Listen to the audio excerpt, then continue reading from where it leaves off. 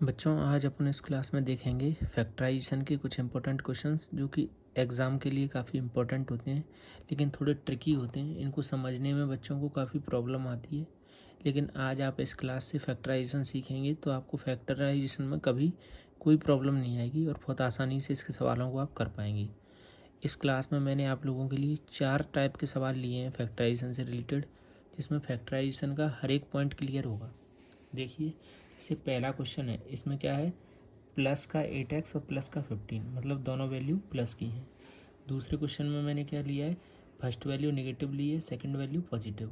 Third question में मैंने दोनों ही वैल्यू को नेगेटिव कर दिया है। जबकि फोर्थ क्वेश्चन में क्या है, first value positive, second value negative.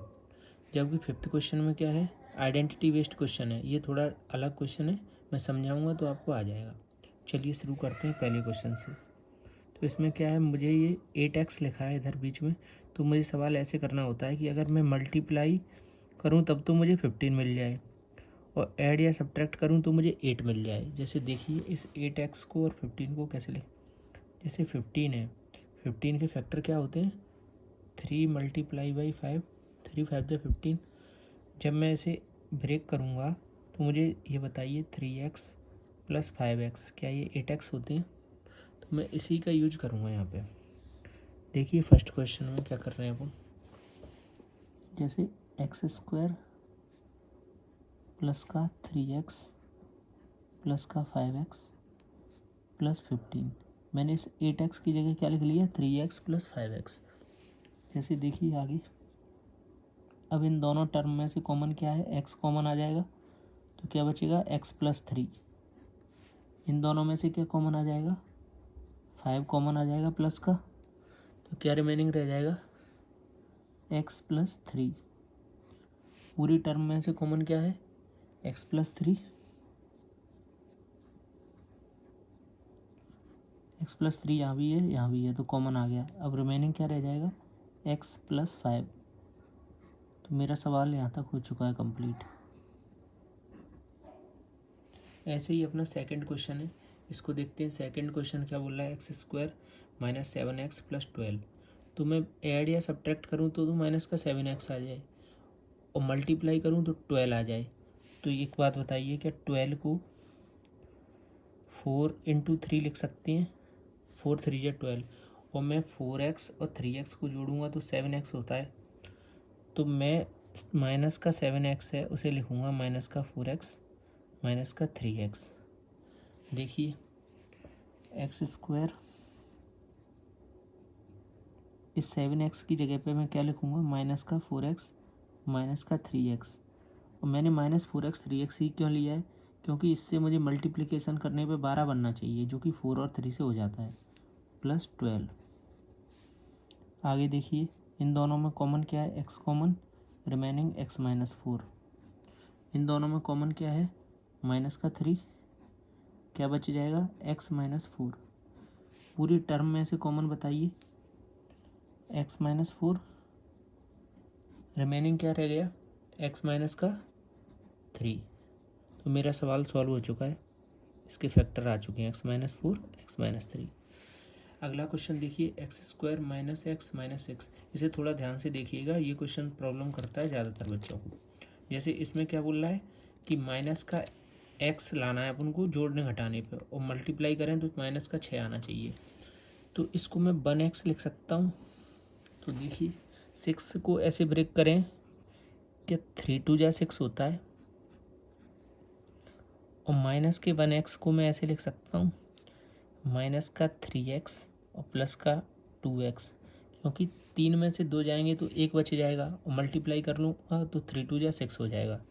तो देखिए कैसे लिखूँगा मैं इस टर्म को, एक्स स्क्वायर, इसकी जगह लिखें माइनस 3x प्लस का 2x माइनस का 6।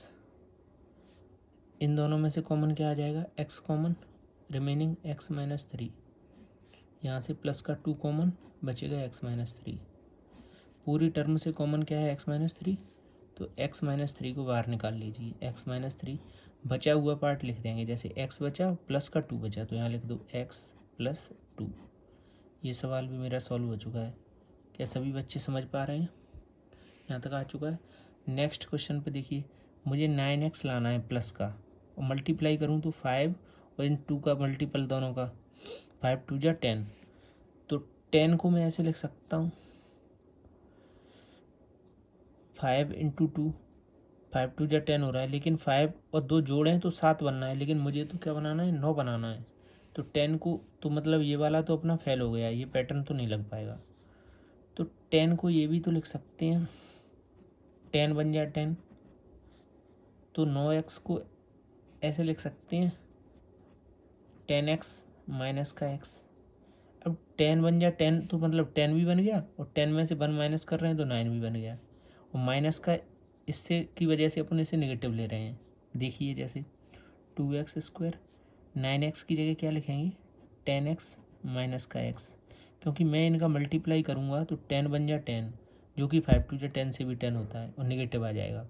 और 10 में से 1 सब्ट्रैक्ट होगा तो क्या आ जाएगा 9 माइनस का 5। अब इन दोनों टर्म का यूज करेंगे, इन दोनों में कॉमन क्या है 2x, बचेगा क्या, यहाँ से बचा x, यहाँ से मैंने 2 निकाल दिया तो क्या बचेगा 5, x निकल ही चुका है तो बचा 5। इन दोनों में देखो कुछ कॉमन नहीं है, तो कहीं जिस जगह पे कुछ कॉमन ना दिखे आपको तो वहाँ आपको क्या लेना है, पहले इनमें साइन कौन सा है यहाँ पे माइनस, तो माइनस, कुछ नहीं है तो 1 ले लीजिए, बचा हुआ जो इस ब्रैकेट में आ रहा है वो लिख दीजिए x + 5।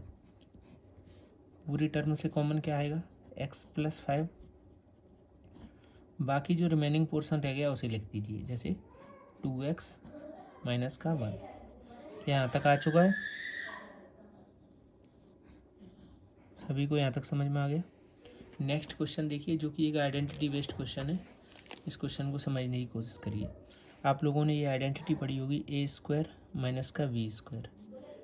इसका फॉर्मूला होता है a + b multiply by a minus b। तो इसी आइडेंटिटी का इस सवाल में यूज होगा। जैसे देखिए 9 को क्या लिख सकते हैं 3 का स्क्वायर, और x का स्क्वायर पहले से ही था, जैसे 25 को लिखे हैं 5 का स्क्वायर और y का स्क्वायर। अब इन दोनों पे ही स्क्वायर है तो इसे ऐसे लिख सकते हैं 3x का होल स्क्वायर। इसे लिखा जा सकता है 5y का होल स्क्वायर। अब ये बन चुका है a² माइनस का b², तो इसकी जगह अपन a + b minus b formula use करेंगे, 3x + 5y, नेक्स्ट ब्रैकेट में 3x माइनस का 5y। तो अपना ये सवाल सॉल्व हो चुका है। तो बच्चों समझ में आए हैं सभी सवाल? कोई भी डाउट या क्वेरी हो तो आप कमेंट बॉक्स में लिख सकते हैं, और भी आपको कोई इन सवालों से रिलेटेड डाउट आए तो आप कमेंट करके बता दीजिए, जिससे मैं नेक्स्ट टॉपिक इन्हीं सवालों में जो आप बताएंगे वही लूँगा। Thank you very much. और आगे भी ऐसा ही कंटेंट चाहिए तो चैनल को लाइक, शेयर और सब्सक्राइब करिए।